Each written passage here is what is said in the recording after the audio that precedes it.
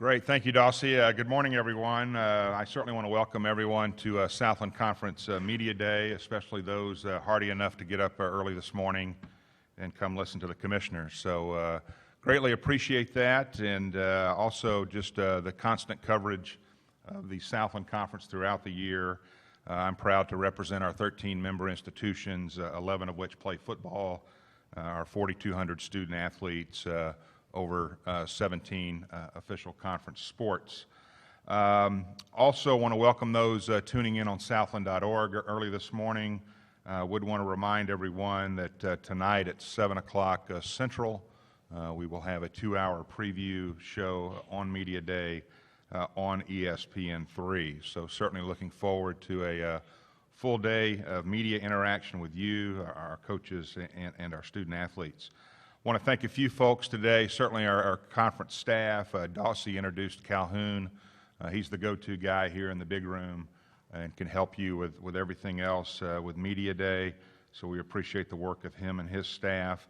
Also, too, appreciate the help here locally of our McNeese Athletic Department staff, Matthew Burnett and his sports information crew.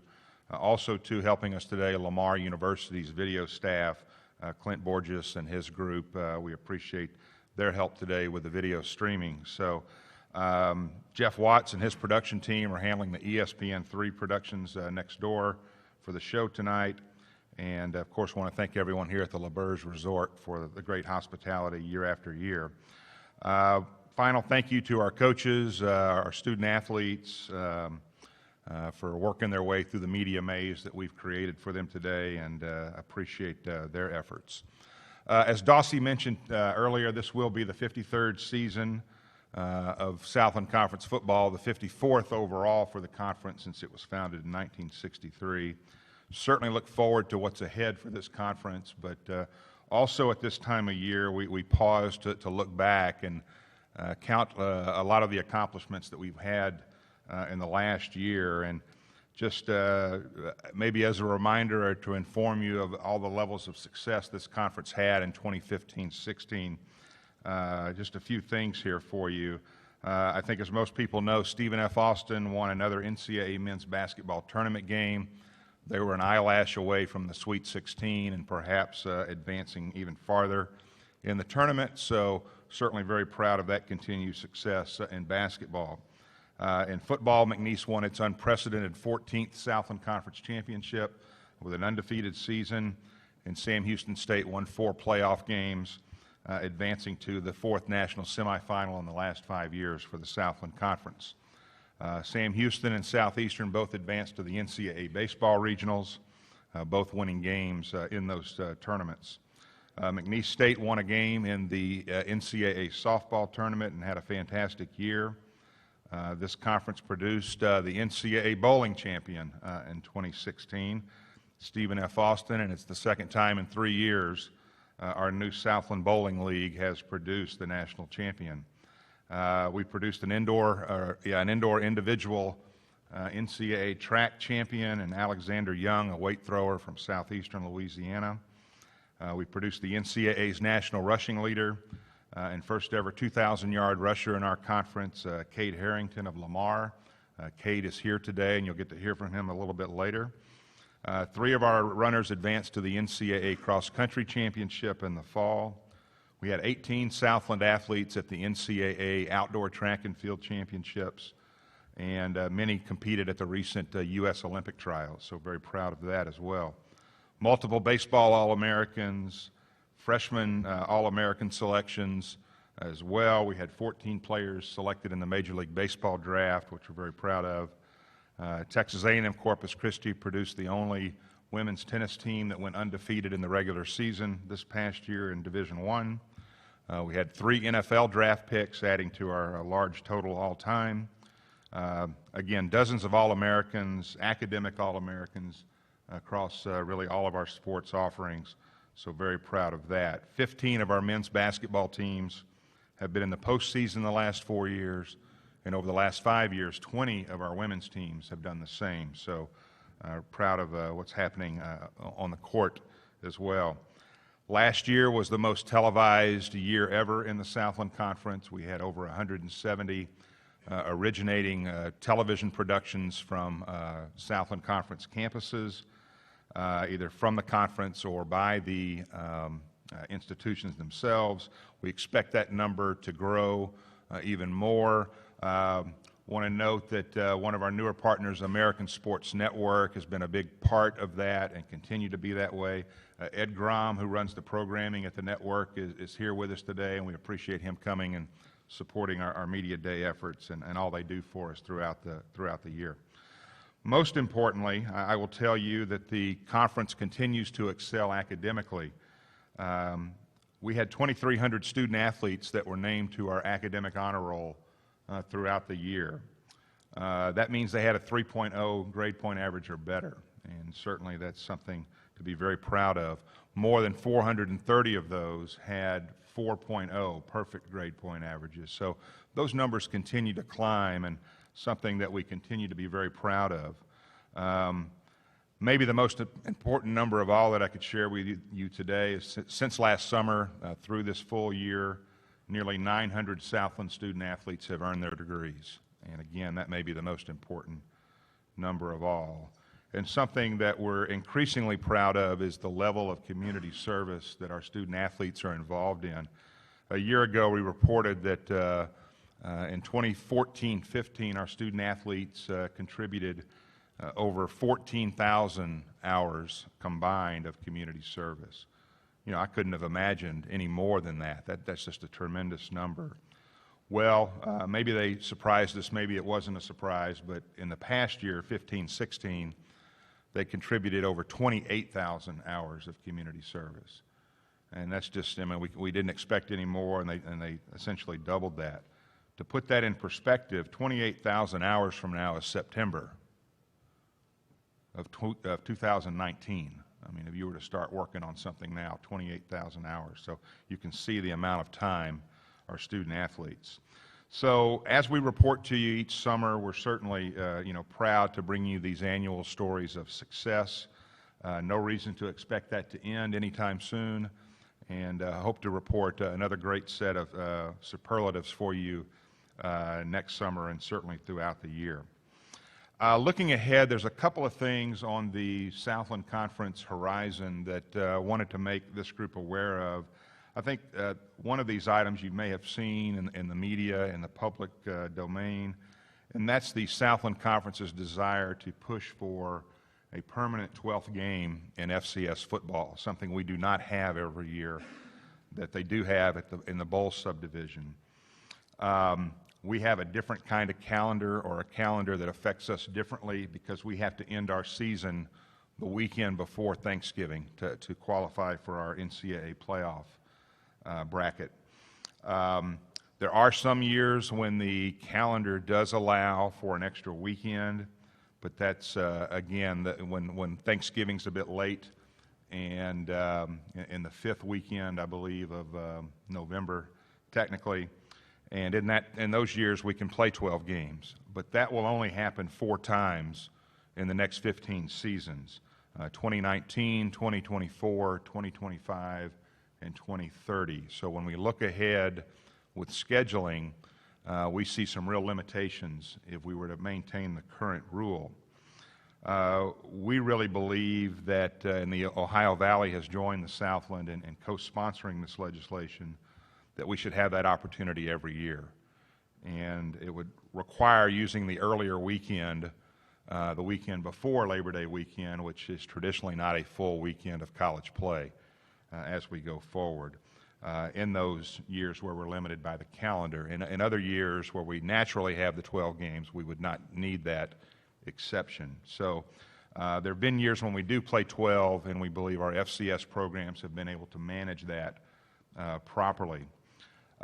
Some of the other rationale for this is our league, like other leagues, has expanded. The last round of conference realignment impacted our conference. Our leaders decided to go big with membership. 11 football playing institutions is the most we've ever had, requiring us to play a larger conference schedule. For us, the decision was made to play 9 conference games. But with a limitation of 11 overall, we're very restricted and to some degree painted into a corner with our non-conference opportunities. We would love to have an additional game to play a prominent FCS opponent or maybe a select FBS team as well.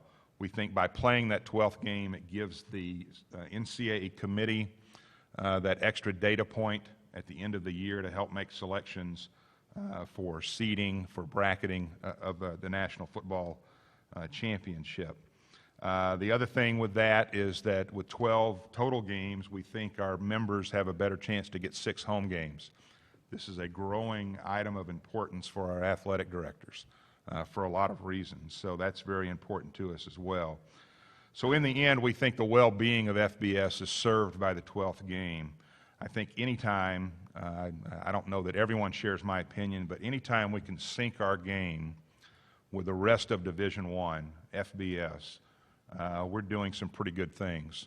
We've seen in this league, we've added replay, we've done some other things, we have more television. Now our championship's always going to be different from theirs, but any other time we can match what FBS is doing procedurally is a good thing for Southland Conference, and that's our intention going forward. There's a process that the NCAA will go through. This has to be reviewed. Ultimately, if we keep the legislation alive, it would come down to a conference-by-conference vote within FCS.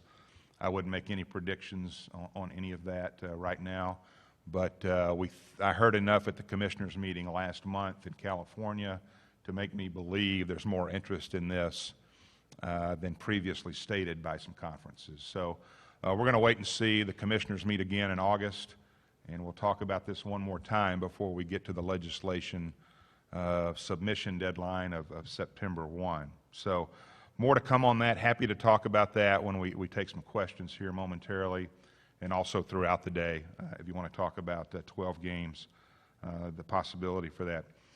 The other item of note that you really haven't been informed of is our conference is going to go through an internal strategic planning exercise process in the coming year that's going to be presidentially driven. It's going to involve our administrators, our coaches, student athletes. And really the intention of that is to better define the future course, both immediately and longer term, for the conference over the next 5 to 10 years. We'll have an outside facilitator company come in and help us with that. There's not a lot of flash or sizzle with that kind of announcement at Football Media Day, I understand, but certainly wanted to make you aware this will be something that's very important for the future of the conference. Hope to have a finalized plan next spring. Again, an item driven by our presidents who think that's a very important deal. A little bit about football. That's why everybody's here today. We're excited, again, about a great start to a season, number 53. Our conference continues to have an expectation that we're going to put multiple teams into postseason play. We're going to win non-conference football games. We're going to compete for a national championship. I think we saw last year, once again, McNeese State and Sam Houston State fulfilled that for the conference last year, and those expectations continue, and I'm sure as the coaches come through today, they will echo those expectations. They share those with us. 2 years ago, again, the conference became the first in FCS to commit fully to instant replay. At all of our home football games, that effort through 2 years has been fantastic, and appreciate the work of our member institutions to make that a reality. Other leagues have since brought that on board, and we're happy about that, but there was only one that was first, and we're still very proud of that as we head into year 3. Replay was another positive outcome of our relationship with the Big 12 and Mountain West conferences in football officiating. We were the first FCS conference to partner up in that manner many, many years ago. I think this is year 10 of our program. Byron Boston will be speaking at the luncheon later today, our coordinator of officials, to update you on that. So all of our training, recruitment, film review is identical in the 3 conferences. And again, that's another thing the other FCS conferences have mimicked over time. and we're proud to have started that as well at this level of football. Another thing in Southland officiating this year, just as an FYI, like the FBS conferences, we'll add something on the field. The officials will have radio communications between themselves. The idea being that they'll be able to talk across the field. You won't see the back judge running all the way to where the referee is behind the line of scrimmage to explain something. They'll be able to talk over the radio. Hopefully that will speed up the game somewhat and make things a bit better in officiating, as much improvement as we can make there. The conference continues to be proud of its role as the host entity for the NCAA Division I football championship game in Frisco. Texas, our home base. I think, as you know, after 6 years and 5 sellouts, we've had our contract renewed for 4 additional years that will have the NCAA championship in Frisco through the 2020 game, through the 2019 regular season, to be exact. So we're excited about that, and you're going to hear from our coaches today. There's going to be a much more success to come, and again, we appreciate you being here. Just a few final thoughts as it relates to my role as commissioner. Certainly one of the primary roles is to be cheerleader in chief for the conference and be able to tell our story and get that out there and let everyone know how successful we are, and I appreciate you allowing me to do that this morning and throughout the year. That's not to say we don't have or we choose to ignore our problems, including the financial wherewithal to get things done, sustain ourselves as Division I members, something very important. Not a big fan of the problems that can occur, but accept the challenge of trying to help our members maintain the levels of success I've talked about this morning, and I think we've been very successful with that, and that's because we've got a great group of schools. They want to work together. We're a sum of the parts organization, and the sum of our parts is pretty good. Always has been, even through membership change. So I think that will continue as well.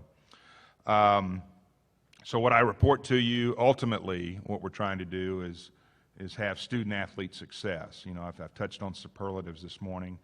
We caught on through social media, our slogan, Southland Strong, a few years ago. We didn't know where that was going, but we've been very proud of how that's picked up through social media, through the grassroots. And ultimately, Southland Strong is just student-athlete success. It's what we want to be about in this conference, whether that's competitive success, academic achievement, personal development of our student-athletes, leading to lifelong accomplishment. That's what Southland Strong is. It's very simple. So, again, I appreciate the opportunity to address you this morning. I think we may have some time for a few questions, if you have those now. If not, I'll be around certainly all day and be happy to visit with you on any subject matter. I think we've got a microphone here if somebody wants to ask anything.